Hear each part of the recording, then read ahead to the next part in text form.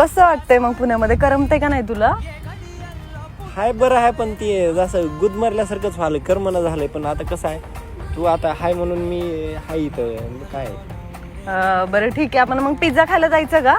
Pizza मी कधी खाला नाही. मग आपण ऐक की, मग आपण खिचडी नाही तर पुरी भाजी बिरी भाजी खाऊ ना मस्त पैकी, काही विषय नाही. बरं ठीक आहे, चल गाडी.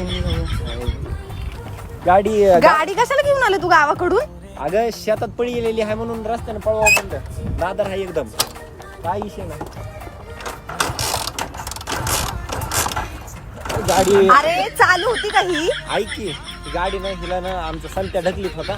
तसं काय कर, तू थोडं ढकल आणि चालू झाली की उडी मारून बस. हा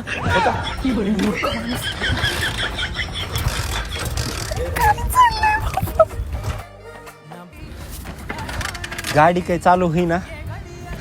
इथं कुठं टपरी आहे का? कशाला?